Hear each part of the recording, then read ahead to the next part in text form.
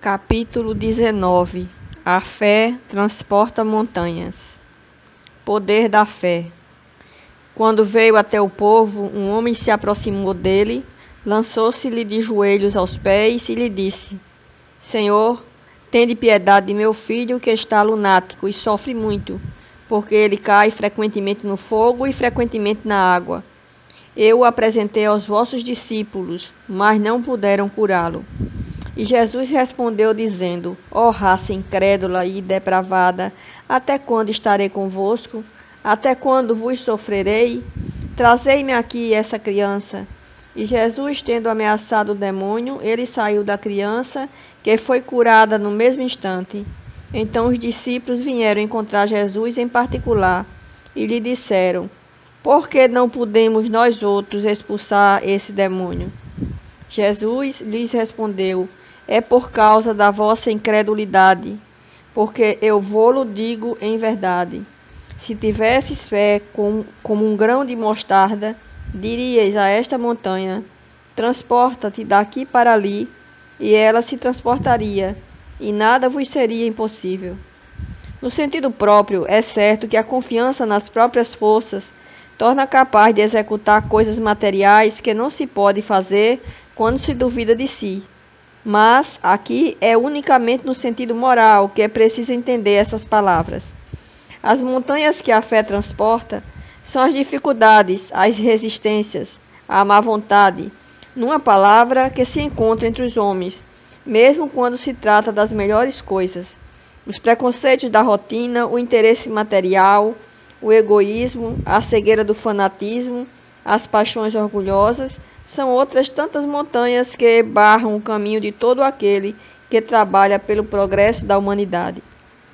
A fé robusta dá a perseverança, a energia e os recursos que fazem vencer os obstáculos, nas pequenas como nas grandes coisas.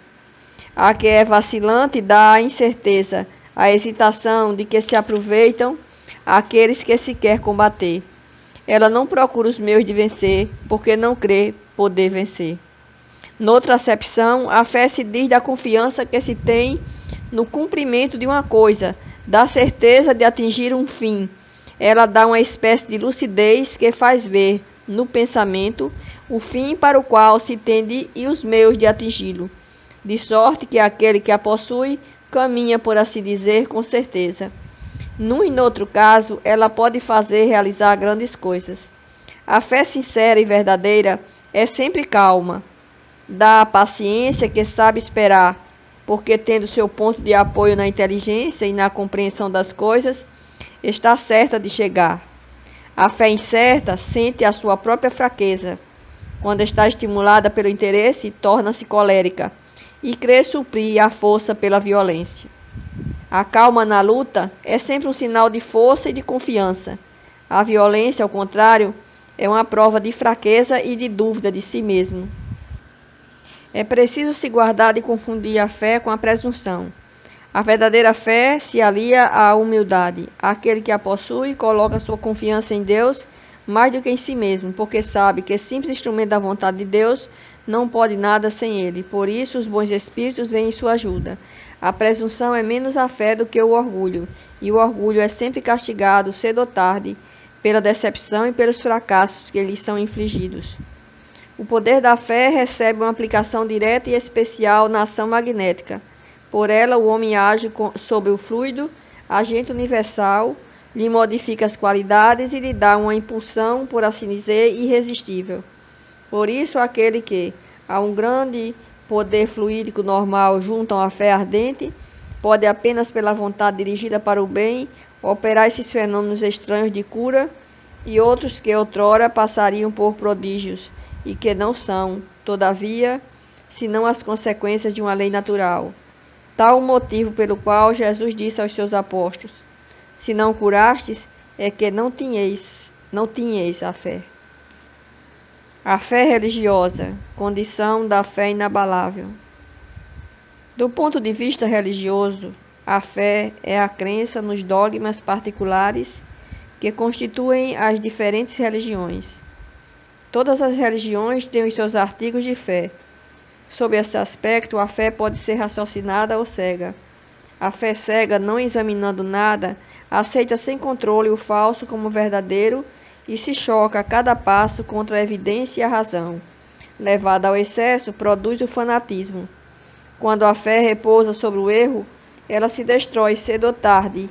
A que tem por base a verdade é a única segura do futuro, porque não tem nada a temer do progresso das luzes, já que o que é verdadeiro na obscuridade o é igualmente em plena luz. Cada religião pretende estar na posse exclusiva da verdade. Preconizar a fé cega sobre um ponto de crença é confessar a impotência em demonstrar que se tem razão. Diz-se vulgarmente que a fé não se prescreve. Daí muitas pessoas dizerem que não é por sua culpa se não tem fé. Sem dúvida, a fé não se prescreve, e o que é ainda mais justo, a fé não se impõe. Não, ela não se recomenda, mas se adquire, e não há ninguém que esteja privado de possuí-la, mesmo entre os mais refratários. Falamos das verdades espirituais fundamentais, e não desta ou daquela crença particular. Não cabe à fé ir a eles, mas a eles irem ao encontro da fé, e se a procuram com sinceridade, a encontrarão. Tende, pois, por certo que aqueles que dizem não queríamos nada melhor do que crer, mas não o pudemos, o dizem dos lábios e não do coração, porque em dizendo isso tapam os ouvidos. As provas, entretanto, se multiplicam ao seu redor, porque, pois, se recusam em vê-las. Nuns é negligência, em outros, medo de serem forçados a mudar seus hábitos. Na maioria é o orgulho que recusa reconhecer uma potência superior, porque lhe seria preciso se inclinar diante dela. Em certas pessoas, a fé parece de alguma sorte inata. Uma centelha basta para desenvolvê-la. Essa facilidade em assimilar as verdades espirituais é um sinal evidente de progresso anterior. Em outros, ao contrário, elas não penetram senão com dificuldade, sinal não menos evidente de uma natureza atrasada. Os primeiros já creram e compreenderam, trazem ao renascer a intuição do que sabiam, sua educação está feita. Os segundos têm tudo a aprender, sua educação está por fazer. Ela se fará e, se não ficar concluída nesta existência, o estará em outra. A resistência do incrédulo é preciso nisso convir, prende-se frequentemente menos a ele do que à maneira pela qual se lhe apresentam as coisas. A fé é preciso uma base, e essa base é a inteligência perfeita daquilo em que se deve crer. Para crer não basta ver, é preciso, sobretudo, compreender. A fé cega não é mais deste século. Ora, é precisamente o dogma da fé cega que faz hoje o maior número de incrédulos, porque quer se impor e exige a abdicação de uma das mais preciosas prerrogativas do homem, o raciocínio e o livre-arbítrio. É essa fé contra a qual, sobretudo, se obstina o incrédulo e da qual é verdadeiro dizer que não se prescreve. Não admitindo provas, ela deixa no espírito um vago de onde nasce a dúvida. A fé raciocinada, a que se apoia sobre os fatos e a lógica, não deixa atrás de si nenhuma obscuridade. Crê-se porque se está certo, e não se está certo senão quando se compreendeu. Eis porque ela não se dobra, porque não há fé inabalável senão aquela que pode encarar a razão face a face em todas as espécies da humanidade. É a esse resultado que o Espiritismo conduz e triunfa também da incredulidade todas as vezes que não encontra oposição sistemática e interessada. Parábola da figueira seca.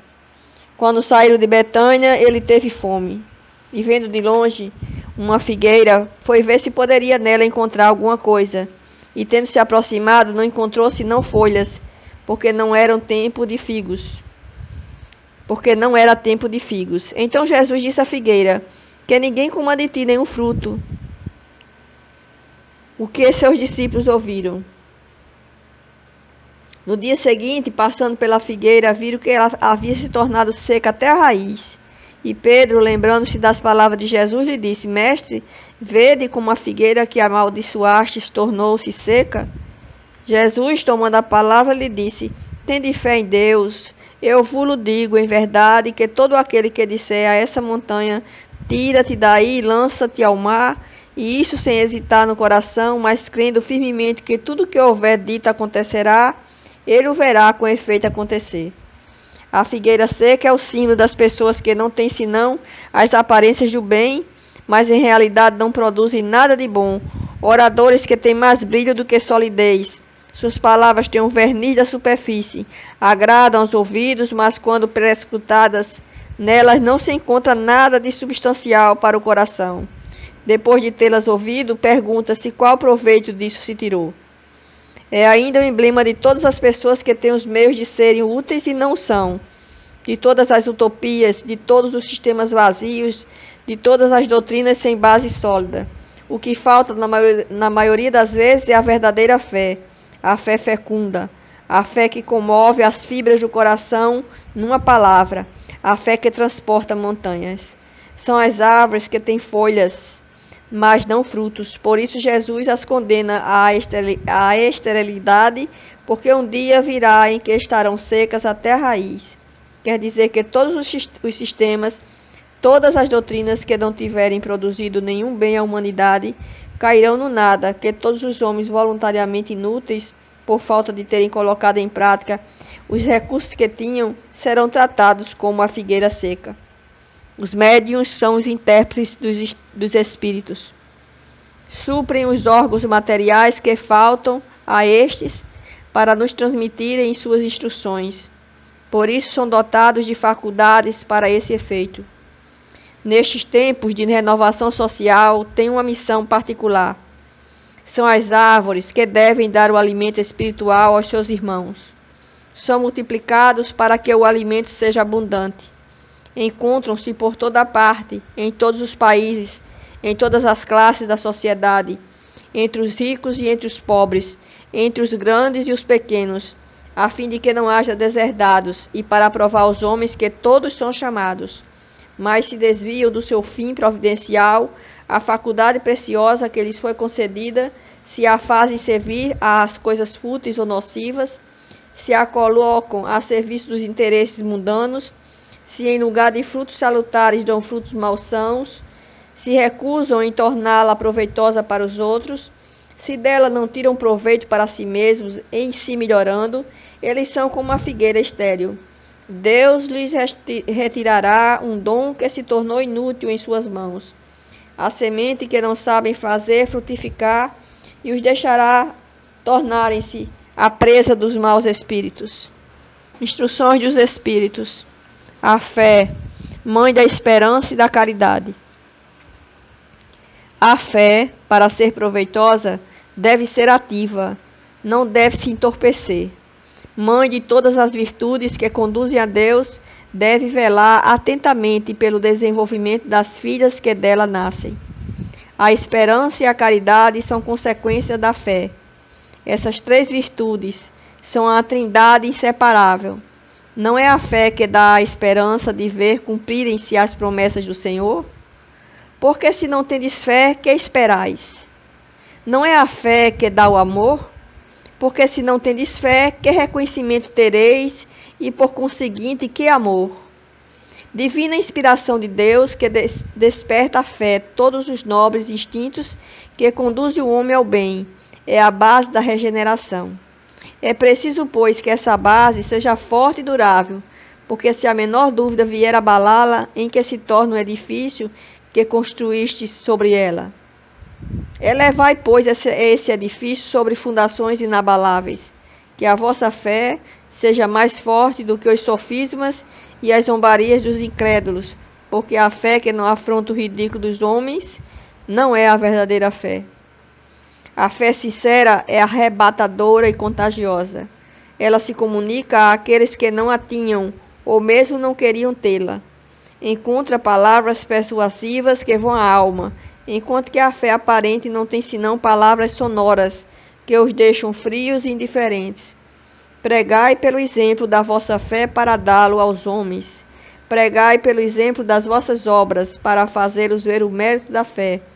Pregai pela vossa esperança inabalável, para lhes fazer ver a confiança que fortalece e leva a enfrentar todas as vicissitudes da vida.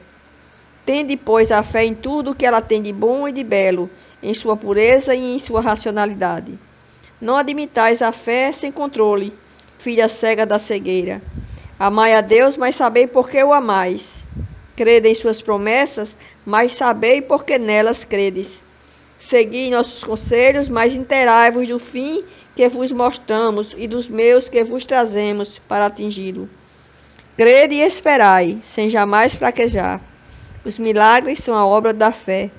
José, Espírito Protetor, Bordeaux, 1862. A fé divina e a fé humana. A fé é o sentimento inato no homem de sua destinação futura. É a consciência que tem das faculdades imensas, cujo germe foi depositado nele, primeiro em estado latente, e que deve fazer eclodir e crescer por sua vontade ativa. Até o presente, a fé não foi compreendida senão sob o aspecto religioso, porque o Cristo a preconizou como uma alavanca poderosa, e porque não se viu nele senão o chefe de uma religião. Mas o Cristo, que realizou milagres verdadeiros, mostrou por esses mesmos milagres o que pode o homem quando tem fé, quer dizer, a vontade de querer e a certeza de que essa vontade pode receber seu cumprimento. Os apóstolos, a seu exemplo, não fizeram milagres? Ora, quem eram esses milagres, se não efeitos naturais, cuja causa era desconhecida dos homens de então, mas que se explica em grande parte hoje e que se compreenderá completamente pelo estudo do espiritismo e do magnetismo? A fé é humana ou divina, segundo o homem aplique suas faculdades às necessidades terrestres ou às suas aspirações celestes e futuras. O homem de gênio que persegue a realização de alguma grande empresa triunfa se tem fé, porque sente em si que pode e deve alcançar, e essa certeza lhe dá uma força imensa. O homem de bem que, crendo em seu futuro celeste, quer encher sua vida de nobres e belas bênçãos, de belas ações, aure em sua fé na certeza da felicidade que o espera, a força necessária, e aí ainda se cumprem milagres de caridade, de devotamento e de abnegação. Enfim, com a fé não existem mais tendências que não se possam vencer. O magnetismo é uma das maiores provas do poder da fé posta em ação. É pela fé que ele cura e produz esses fenômenos estranhos que outrora eram qualificados de milagres. Eu repito, a fé é humana e divina. Se todos os encarnados estivessem bem persuadidos da força que têm em si, se quisessem colocar sua vontade a serviço dessa força, seriam capazes de realizar o que, até o presente, chamou-se de prodígios, e que não é senão um desenvolvimento das faculdades humanas. Um Espírito Protetor, Paris, 1863.